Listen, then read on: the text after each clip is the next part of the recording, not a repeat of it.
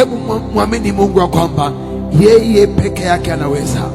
Inawezekana kuna mambo ya familia hayakaa vizuri, inawezekana kuna mambo ya afya hayakaa vizuri, inawezekana ndani yako hauna amani, mambo yako hayakaa vizuri, lakini Mungu peke yake ndiye ambaye anaweza akakupatia amani.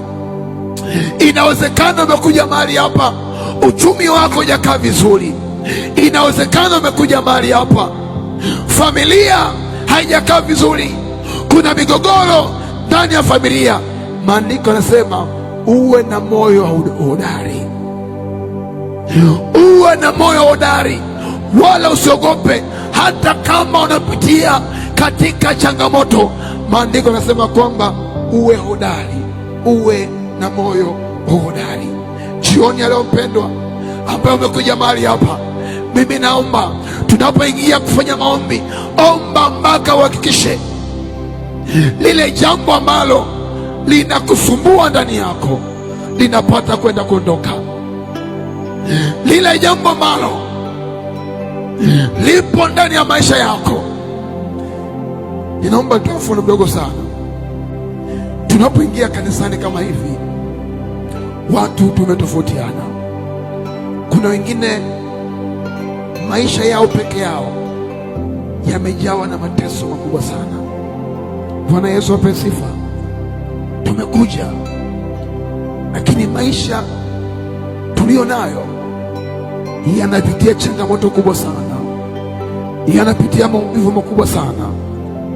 Wakati unakuja kanisani, kuna mambo ambayo mwenyewe umejisemesha ya kwamba natamani jioni ya leo ninapoingia mahali hapa, ninatamani Mungu peke yake akapate kunisaidia.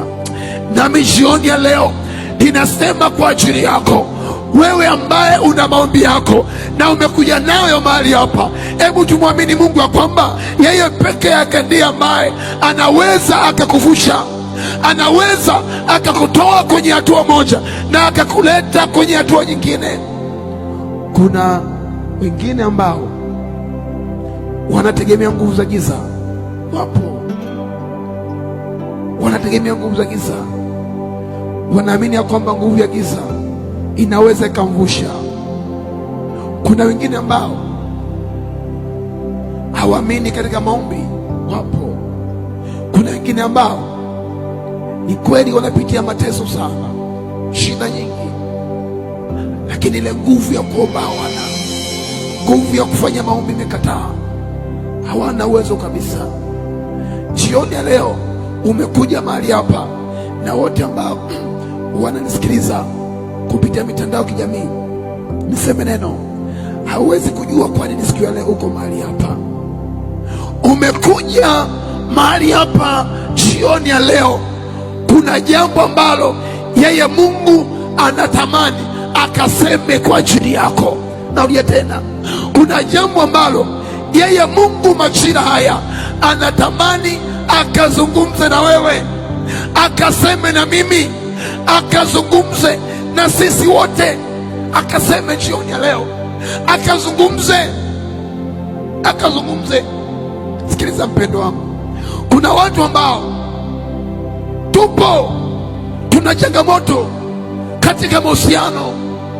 Kuna watu ambao wapo wana changamoto katika magonjwa, wapo, tupo.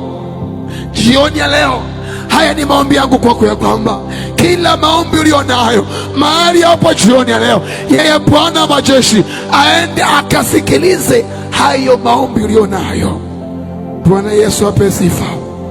Mimi nakuombea sana jioni ya leo mpendwa, chochote ambacho unatamani, Mungu amekuleta, ana maana yake.